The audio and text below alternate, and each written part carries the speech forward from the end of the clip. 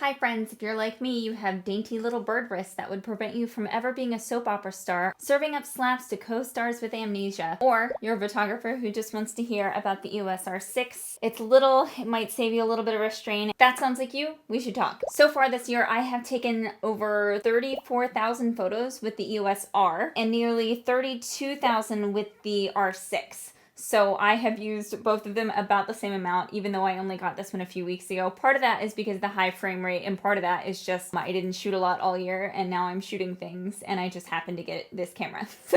So I have a lot of experience with it, almost as much this year as the R, and I even ended up shooting for quite a bit on the Mark IV this year. So I'm going to be comparing the three of these fairly equally. So if you shoot on either the R or the Mark IV, hopefully this will be beneficial to you. On the R6 alone, I have shot 4 full, 5 hours or longer weddings, including night shots with some dancing, 1 elopement, 6 family sessions, 2 couple sessions, and 2 lifestyle sessions that featured just 1 person each. And I really like it. I own 2 of them. I only bought 1 of the EOS R. I loved it, but not enough to buy 2 of them, especially because there's only 1 card slot, which I was fine with, but also I wanted to be able to shoot with the Mark IV bodies because those were still okay. But I am obsessed with the R6, and we are going to talk all about why today. I will be keeping the EOS R, but mostly as an emergency backup camera, and also I really like shooting video with it just because I make little videos around my house, and then I make these cool Patreon videos for you. So those in the future will be always recorded on the EOS R, leaving my R6s for shooting out in the world. Also, just for the sake of trying to look cool, I really wanted to start this by being I'm really not a tech nerd and I don't care about specs, but I realized that I kind of do. I ended up reading the entire manual for the R6 and the R5 before I even got them. As soon as they were available for me to download on Canon's website, I ended up reading them. And I realized it's not because I want the best camera available. I don't want the best of the best of the best. I just want a camera that does a couple of things for me. I want a camera that will safely back up my images, one that has a reliable battery life, which unfortunately, as I'll get into, the R6 doesn't have. I want a camera that will allow myself and my clients to print their images at the size that they need to be printed. I want my images to be in focus. I kind of want the camera to be affordable enough for me to feel like I can buy it even though it's a pandemic and I haven't had a lot to shoot this year. And it's really important to me that it's mirrorless because these cameras, the Mark IV is way too heavy for me to carry around. My tiny little baby bird wrists aren't doing it anymore. And the EOS R has been perfect for me. It checked off so many of my boxes. And I'm really loving the files. I feel like the files edit more similarly to the Mark IV than the R. There are some subtle differences, but every time I buy a new camera, I end up taking pictures of the same things around my house and making new presets to go with that camera. I didn't end up doing this for the R6. I'm just using the exact same presets I was using in the R. I don't think the files are that different in between these cameras. The actual files don't seem that different, so we are going to talk about the things that are different between these cameras. And before I jump in, I'm going to talk about some of the things that I won't be talking about. One thing is video capabilities. I honestly think that the R5 is supposed to be the camera that they made for people that shoot hybrid. So if you want to shoot video and stills, you might want to look more at that one. It's not something that I do for my business, so it's not something I'm going to be talking about. Stuff like the dual pixel whatever, I don't think that it's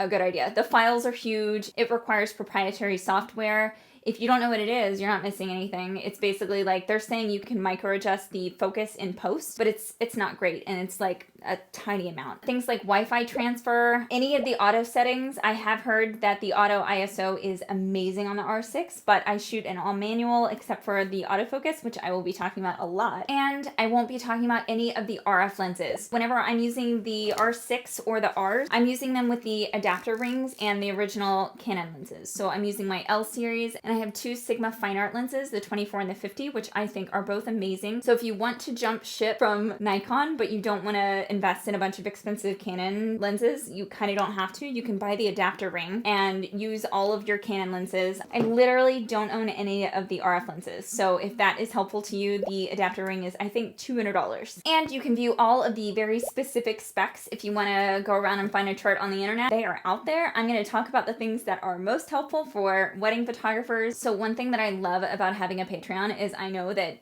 you and I tend to work the same. Like every time somebody comments, they're like, oh, I already do this, but I do this minor tweak. So I feel like you and I are mostly on the same page when it comes to shooting. So hopefully all of this will also be relevant to you, but I'm just going to be comparing the three of these cameras. I'm going to be focusing first and foremost comparing the R to the R6. The R6 has way better autofocus than the R, and the R has much better autofocus than the Mark IV. I have previously posted the review for my R, which I recommend that you read if you are curious about comparing to the Mark IV. But basically, the autofocus has gotten a huge upgrade. It does really amazing motion tracking using eye tracking, which is incredible. One thing that I really loved is being able to shoot from fairly far away and get things in focus every single time. I'm loving it. It's especially useful to me for when I'm doing tiny people, big landscape, but I am also shooting at a pretty wide aperture. I'm still finding that I'm able to get everybody in focus, which is really, really nice, especially when I'm in a busy location. The autofocus upgrade has been especially nice during COVID times because I'm shooting a lot more with the 85L, so I can stay further away from my subjects. The R6 stepped up the 85L's game so hard. That lens is kind of notoriously crappy with autofocus. It's just slow. If you focus on something and then it misses focus, it'll like slowly focus on something in the back before coming back, and that hasn't been the case at all. Also, weird side note, but there's some new technology that makes it better at detecting humans versus animals, which is kind of cool. I feel like I missed focus a lot on dogs' eyes because I didn't feel like it did eye tracking the right way for dogs all the time. So that's been really nice. So one thing that I will say about the autofocus is that it's still not perfect. It doesn't read minds. It's still really great when there's one subject, but obviously it doesn't necessarily know who I want to focus on all the time. So here it's focused on the mom, jumps back to the dad, jumps back to the mom, but the kid in the foreground never comes into focus. So I ended up missing this, but also I was just trying to move away because, you know, like I had a mask on, but I also wanted to protect him. So I was mostly just trying to get away. Autofocus wasn't at the forefront of my brain when I was taking this picture. But these were taken with the 85L and I love them. So they are in focus from far away. And even as they come closer to me, they are in focus every single time, which makes me so happy. The 85L, oh, I'm so grateful for the 85L, especially right now. I also wanted to say that the R6 has some image stabilization, which is really nice because I move around a lot and I'm a little bit shaky, and I have found that I'm getting a little bit less motion blur as far as like me moving the camera since I started using this, which is kind of nice. And the low light autofocus tracking has also been upgraded in a big way that I am very happy about, especially because on the dance floor, I am starting to, again, use my 85L to shoot dance floor pictures, especially when it's a busier dance floor. I'm not going near that. I'm shooting very far away, and it's a low light situation that the 85L doesn't usually necessarily love.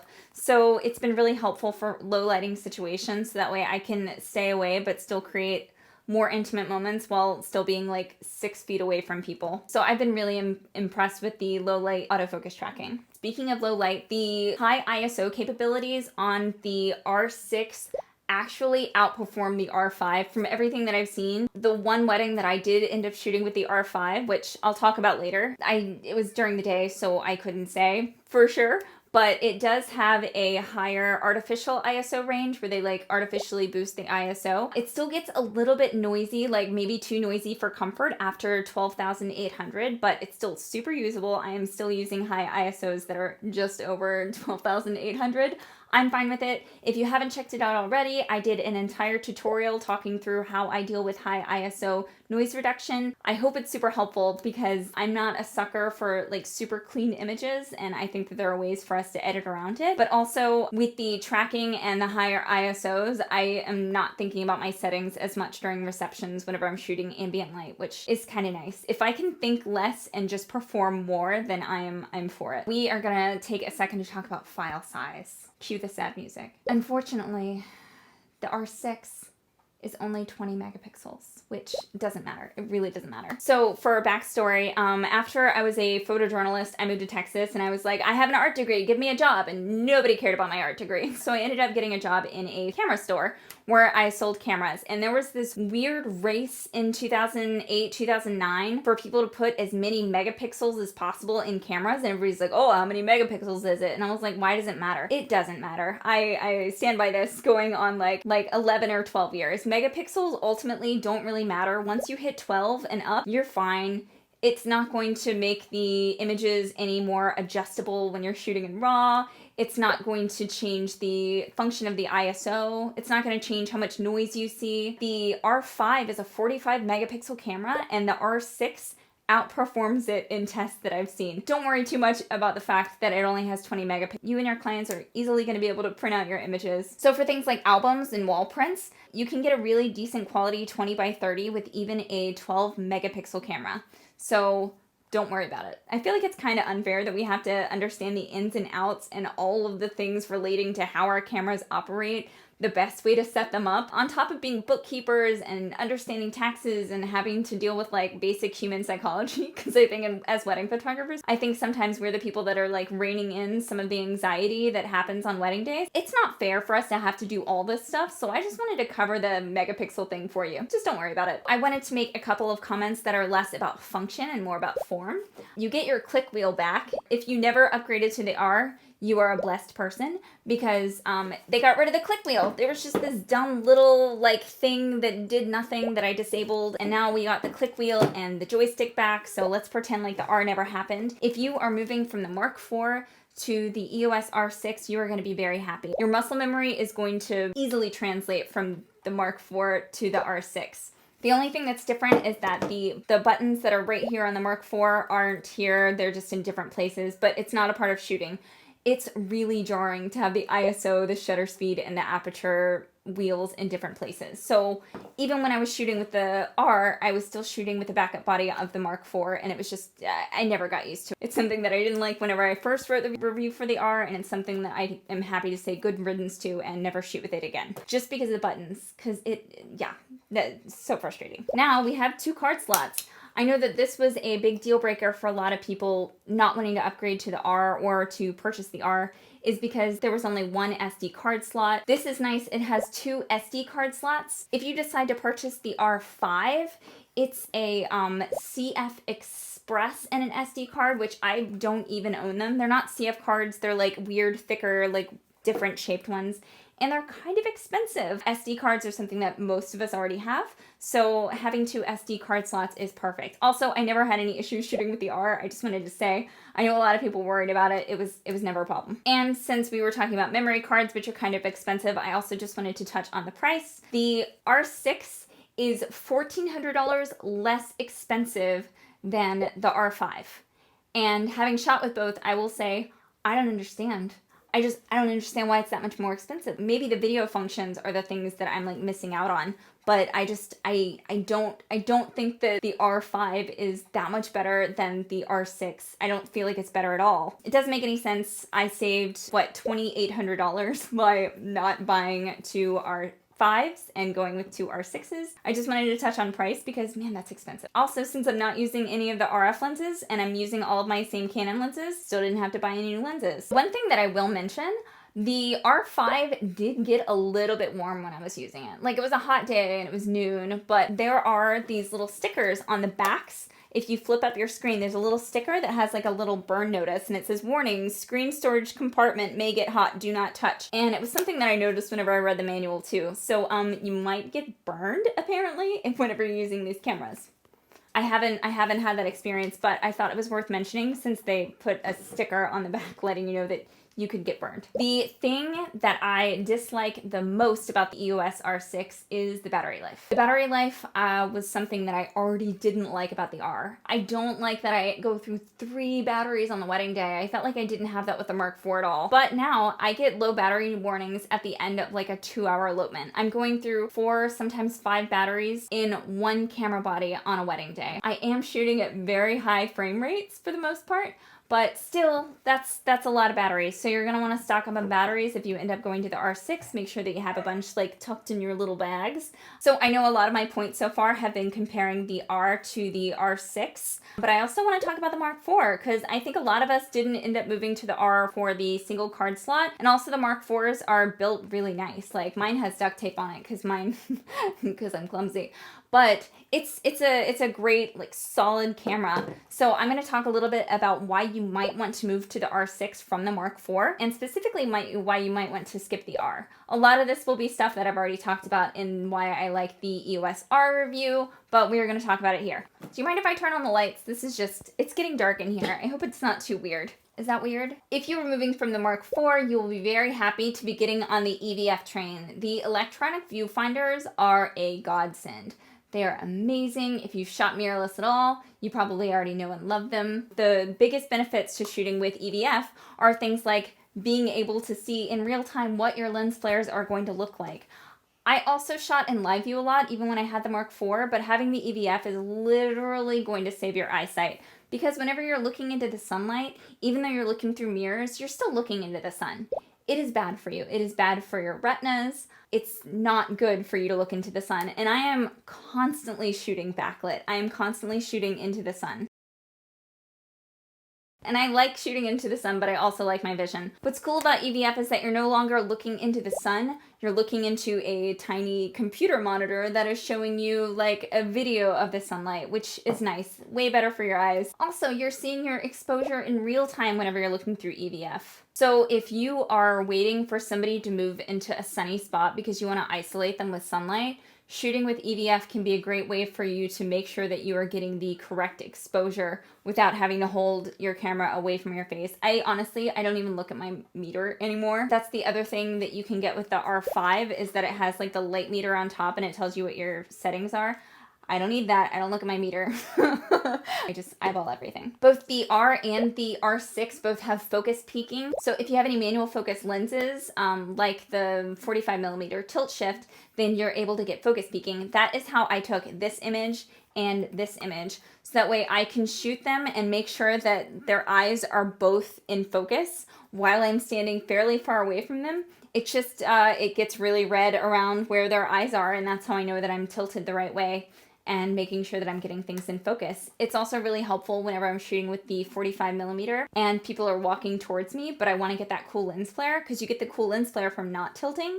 So as they're walking, I have to be focusing the whole time, and focus peaking is really great for that. And I know I already touched on it, but if you're shooting with the Mark IV, the R6 is going to feel right at home in your hands. The buttons are mostly in the same place. The functionality is very similar. One thing that I didn't like about the R, and this is just a small thing and maybe just me complaining, but there's not like, you have to really use your fingertip and like push to turn it on and off. There's no like thing sticking out. It's just like a round button. So they put the little toggle back on here so you can turn your camera on and off really easily. I don't understand why they got rid of it, but I'm glad that it's back. I've already talked about how the autofocus on the R bodies are better than the Mark IV. You were also about to get edge-to-edge autofocus points. Normally in the Mark IV, whenever you're looking through the viewfinder, you get like that like plus of where you can put your autofocus point. But on the R and the R6, you can start by putting your autofocus point way over here on the edge, having your camera in servo mode, and then just tracking them across the screen without you having to like focus and recompose to get them into the middle. So the focus point is over here and it's just gonna follow your subject all the way across, which is really great. So you're not limited to this area for the autofocus points. They go edge to edge. It's pretty awesome. I also legitimately enjoy having the flip out screens. I was nervous about them because they flip out and I was like, oh, I'm definitely gonna break it. I did. That's why I ended up shooting on the Mark IV for part of this year. I broke this off. It does really come in handy, especially because I'm short. I've talked about it before. When it comes to compositions, I will like turn this down so I can see it. And then I will shoot my clients like that, especially since I know that I have pretty reliable autofocus. I'm able to just like tap on where I want it and move my camera around and take pictures that way, knowing that my images are going to be in focus. Also, if I don't want to get on the ground because COVID-19 and everything's disgusting, I just flip it up and I can put my camera pretty far down and not look like a little weirdo crawling around on the ground, which maybe I do still sometimes. But you don't have to, because you'll have the screen. So in summary, yeah, I like the R6. I have 2 of them. I plan on keeping them. They are my new workhorse cameras. I will not miss shooting with the R now that I have a better version of it. Won't miss it. I'm glad that I had the opportunity to shoot with the R5, if for no other reason than to be like Don't spend your money on the R5. The R5 was not worth the money. I think Sam bought it and then ended up sending it back immediately and purchased the R6s. It was just fine. Like, I don't know why it's $1,400 more. This body is awesome. And I think those are all the points that I have to make. The functionality with things like flash, it seems to operate the same as it did on the Mark IV and the R. The same issues that I had with the R happened with the R6. It doesn't play nice with the autofocus beams. I've never had them come on, but also I haven't needed it because the low lighting autofocus has been so great. So it's not a problem that I've had, but it's something that people have asked about. If you have any other questions though, I am happy to address them. I hope this was helpful. If you are interested in me doing a review on the Sigma lenses, say you're coming over from Nikon, but you don't want to spend a lot of money on buying a bunch of Canon lenses, let me know how you feel about the Sigma Art lenses or if you'd like for me to review those because I'm happy to do it. They are a less expensive version of the Canon lenses and I think they are just as great. Everybody have a great day. Thank you so much for listening. I am gonna go to sleep because I'm shooting 211s tomorrow. What a great dance. I'm glad I got that on video.